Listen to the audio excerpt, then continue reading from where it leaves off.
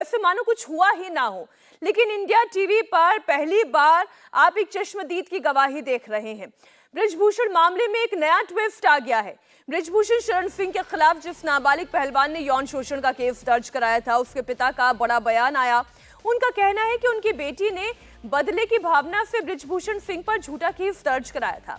हम आपको बता दें कि बृजभूषण के खिलाफ जिन 7 महिला पहलवानों ने यौन शोषण का आरोप लगाया था, उनमें से एक नाबालिग पहलवान भी शामिल थी। इसी नाबालिग रेसलर की शिकायत पर बृजभूषण के खिलाफ पॉक्सो एक्ट केस दर्ज हुआ था।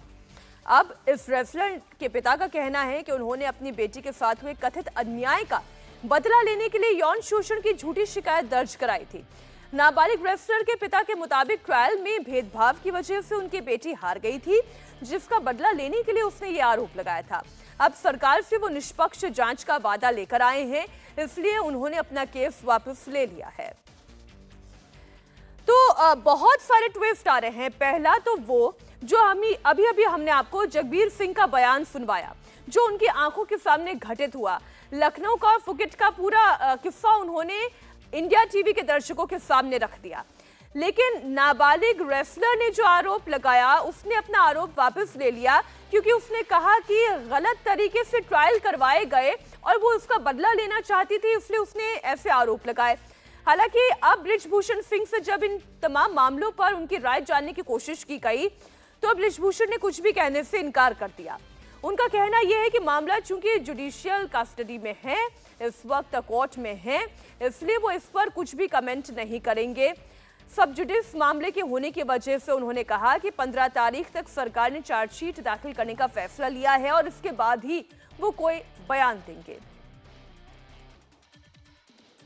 की नियत में, क्योंकि कैंप में उनकी बेटी के साथ जो है वो पक्षपात हुआ था चयन प्रक्रिया में, और उस वजह से जो है बदला लेने की नियत से इस तरह के केस उन्होंने दर्ज कराया। क्या कहना है सर आपका? सारे विषय कोर्ट के संज्ञान में है और सरकार ने आश्वासन भी दिया है कि 15 तारीख तक चार्जशीट फाइल होगी। अब चार्जशीट फाइल होने दीजिए, फिर अगर बोलना उचित होगा तो बोला जाएगा।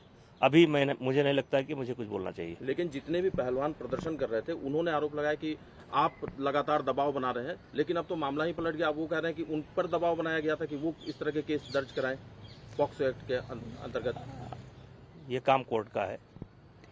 तो आपको लगता है कि न्याय मिलेगा आपको, क्योंकि आप बार बार कह रहे हैं कि आपने कुछ भी गलत नहीं किया? आपको लगता है कि अब न्याय मिलेगा, क्योंकि धीरे धीरे चीजें अपने आप सामने आ रही हैं? ये भी काम कोर्ट का है। अब हम आपको बताते हैं कि पूरा मामला आखिर है क्या।